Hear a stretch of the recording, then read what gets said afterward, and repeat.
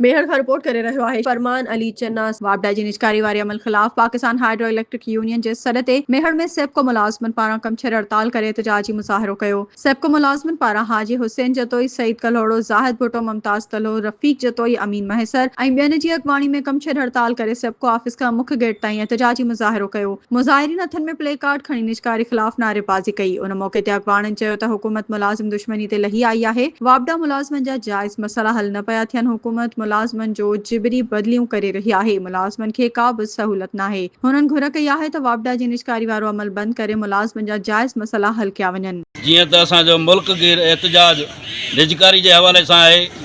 निजकारी हे government जॾहिं बि आई आहे लोटा गवर्नमेंट त हिन हर इदारो खपायो आहे। इदारो त को बि न बचायो अथऊं। बाक़ी वञी चंद के इदारा बचा आहिनि उन्हनि जे बि पोयां आहिनि। हाणे वापडा में निजकारी कयूं, हाणे निजकारी कयूं। ॿियो मरहलो आहे पेंशन जो, त पेंशन ख़तमु कयूं हर इदारे मां। त हले पछाड़ीअ में इहो ई आहे। मुलाज़िम जेको रिटायर थियो त पेंशन ते जेको आहे त हुनखे सहारो आहे पेंशन जो, त उहो बि जेको आहे त असां माना ख़तमु कयूं। ॿियो जेको आहे त निजकारी हाणे हर इदारा खपी आहे। 17 तारीख़ ते जेको डी चौक इस्लामाबाद ते निजकारी ख़िलाफ़ वॾो धरणो आहे असांजो इहो ई मुतालबो आहे त इहो जेको निजकारी अमल आहे इहो ख़तमु कयो वञे ऐं असां मज़दूरनि मां बेचैनी ख़तमु कई वञे।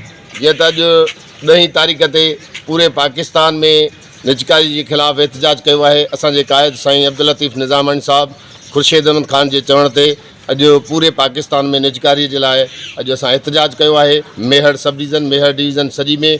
उनखां पोइ अॼु राय अमल कंदा असांजा क़ाइदीन। 17 तारीख़ ते अगरि जे अॼु उन्हनि ॻाल्हियुनि जे लाइ असांजे क़ाइदीन खे विहारियो, टेबल टॉक्स थियो अथव, न त इस्लामाबाद में वॾो धरणो थींदो।